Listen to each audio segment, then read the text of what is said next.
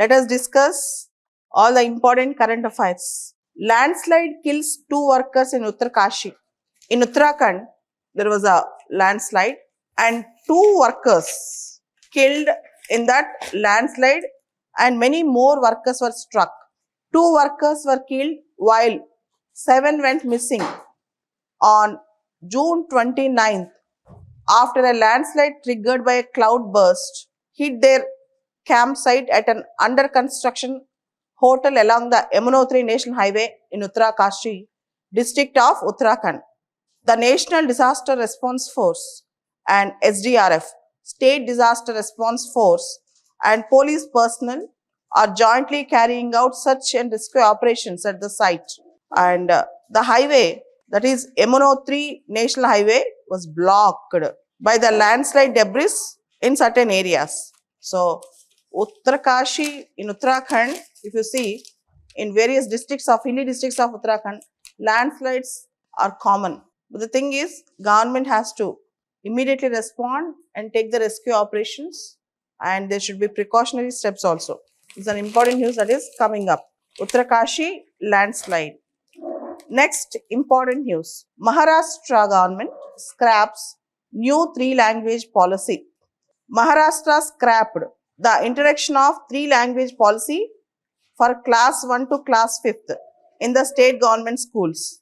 So, there was a complete opposition by academicians, activists and political parties with respect to imposition of 3-language policy on children from 1st to 5th classes. And the government constituted an expert committee with respect to this policy, and finally Maharashtra government decided to take away Hindi from 1st class to 5th class, and the government has put the 3-language formula on hold at present. The committee has sought 3 months. The policy will impact nearly 8 lakh primary students in the state boards Marathi and English medium schools, and Shiva Sena and other political parties. Shiva Sena leader Uddhav Thackeray and his cousin Raj Thackeray of Maharashtra, Nav Nirman Sena, declared its victory of the unity of Maratha people or Marathis. Coming back, Turmeric Board will boost farmer income with new market openings.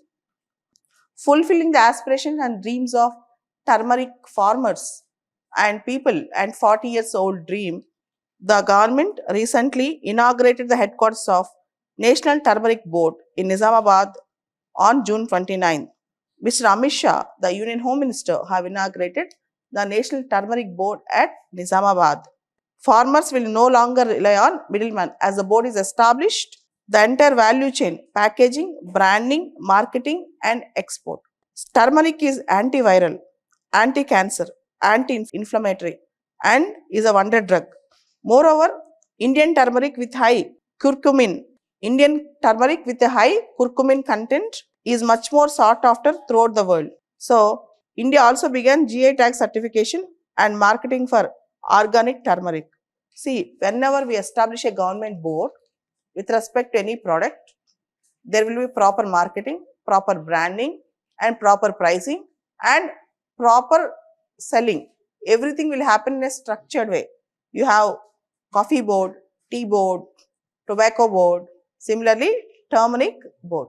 So, even the farmers in the nearby areas in Telangana, nearby districts of Telangana, now their lifestyle and their sustenance and the crop production will also be targeted and improved.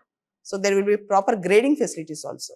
It's very important to have such type of boards. Coming back, ahead of census, states asked to lock changes in boundaries before December 31st.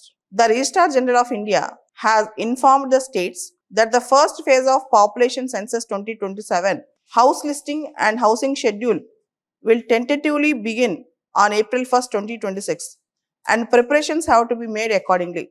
The Registrar General of India has also informed the states that the administrative boundaries will be frozen by December 31st and if any changes are to be made to the limits of the police stations, tehsils and districts, it should be done before the set date. It's a very important thing. So, around 24 lakh enumeration blocks finalized for 2021 census are likely to be used for 2027 count. So 24 lakh enumeration blocks. The census can be conducted only 3 months after the freezing of boundaries limits of administrative units. House listing operations to begin on April 1st, 2026, while the population count is set to begin on February 1st, 2027. Any changes in the existing boundaries must be intimated by December 31st, 2025. Boundaries are not changed once the enumeration blocks are not finalized. Once the enumeration blocks are finalized, boundary should not be changed. So, the census exercise is going to start. Any small changes which the states make, they should complete it very fast by December 31st, 2025. By this year end, they have to. The other important news that is coming up, Jaishankar, our External Affairs Minister, he begins his 4-day visit to America for Quad Foreign Ministers meet. Quad, India, America, Australia, Japan.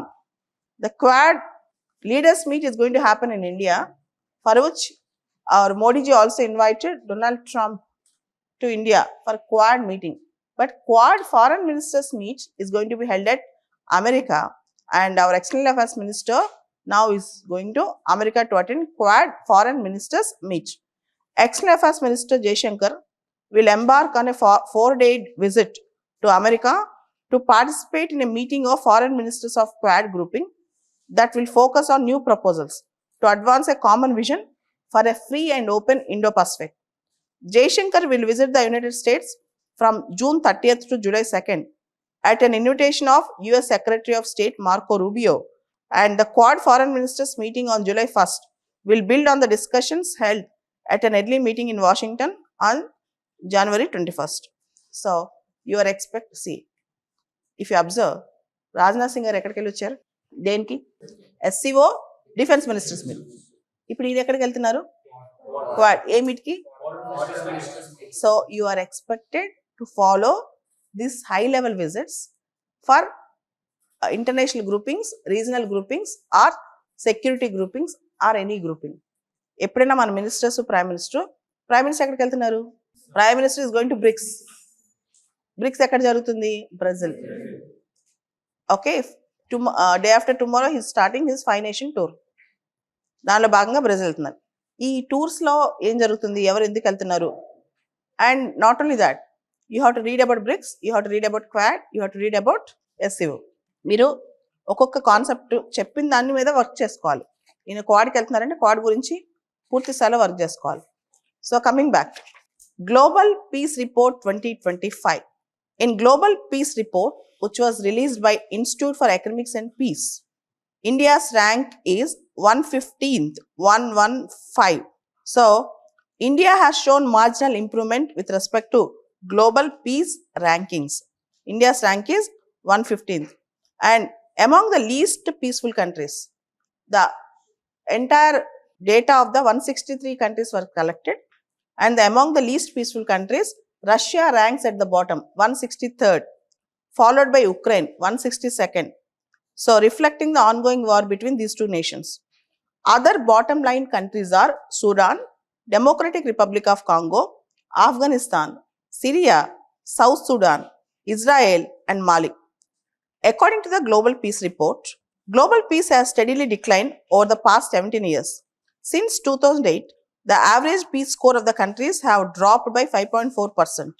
And among India's neighbors, Bangladesh ranked 123rd, Pakistan is at 144th, Afghanistan is at 158th rank. So, but there's no room for complacency for India.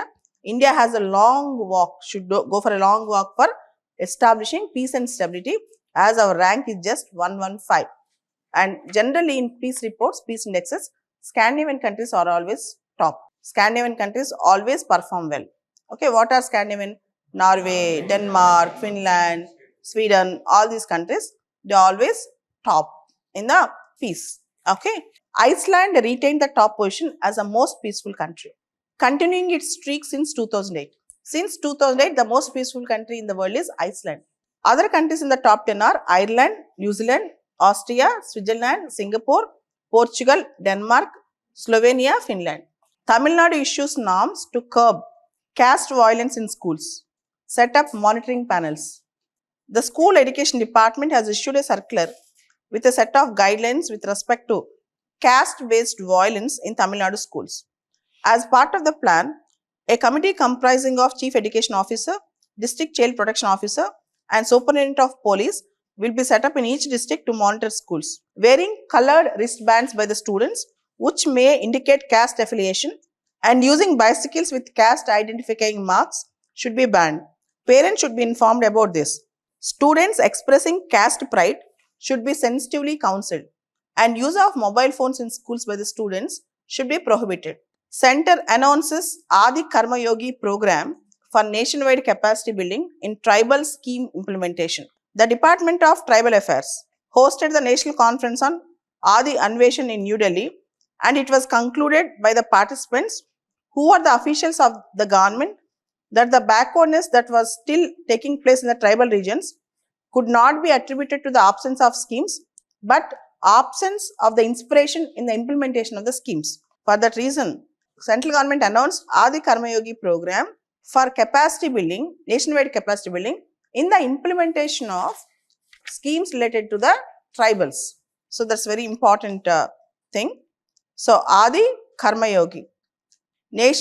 So here the most important points are: the program will train approximately 20 lakh field level stakeholders, where 180 state trainers, 3,000 district level trainers, 15,000 block level trainers will be made. The logical, so enough. So there will be a training, capacity building in implementing the tribal related schemes. It's called Adi Karma Yogi scheme. Already we have a concept called Mission Karma Yogi. Mission Karma Yogi is capacity building in civil services. Mission Karma Yogi is different from Adi Karma Yogi. Adi Karma Yogi is capacity building in the implementation of tribal related schemes. The entire news is about Kolhapuri chappals and Prada. You all know that Prada is an international brand. Once you have that stamp of Prada, if you cost anything for into lakhs also, people will buy. Not because of quality, but because of brand. So brands make a lot of difference in the world. You all know that. And the Kolhapuri chappals, without taking the consent of the artisans and the government, without informing anyone, the same is copied and presented by Prada in Milan's Fashion Week. And the chappals which cost 300, 400 were priced in lakhs. Okay. If the chappal cost is 300, there you have to purchase for 1 lakh rupees. If the chappal cost is 1500, there you have to purchase for 2 lakh rupees. Now, the artisans who are dependent on Kolhapuri chappals, they are protesting and they are going to file a bill in Bombay High Court against Prada. And the most important thing is, Kolhapuri chappals have a distinct sound also. If you wear Kolhapuri chappals, it also makes a unique sound, kirkir sound. If you wear and walk, a different sound will come. And mostly handmade, they are handcrafted, not machine made. Even today, Kolhapuri chappals are mostly handmade. Machines are used in a very small portions, but mostly they are handmade, and they are pure leather chappals. Initial days they used to use buffalo leather. Later on they started using other leathers also. The Chhatrapati Shivaji family pattern is the Kolhapuri leather footwear. Tamil Nadu government urges the central government to release Keeladi report. As you all know, in Tamil Nadu Shivaganga district, there is a place called Keeladi, and in the excavations done by Archaeological Survey of India, there is a news that in Keeladi, an urban culture very similar to Indus Valley civilization was flourished. As you all know, Indus Valley civilization was flourished around 2500 years, 3000 years BC. This Keeladi was 6th century BC. But Archaeological Survey of India and central government right now are saying that it might be a rural culture. But the artifacts, the planning, the script that is available, they are very close to Indus Valley civilization, and they were tested, some of them, and finally it was found that the place had a urban civilization very close to Indus Valley civilization. And central government and Archaeological Survey of India stopped excavations. The state government of Tamil Nadu is continuing, but the thing is, there are certain limitations for the state government to excavate, and more importantly, The report with respect to Keeladi is in the hands of Archaeological Survey of India, and the Tamil Nadu government is requesting the Archaeological Survey of India and the central government to release the Keeladi excavation report. The Dravida Munnetra Kajagam cited the research findings by University in England on Keeladi archaeological site and urged the BJP-led union government to release the Keeladi research report. UK-based Liverpool John Moores University studied the skulls excavated from Keeladi. And reconstructed the facial features of ancient people who lived around 2500 years ago.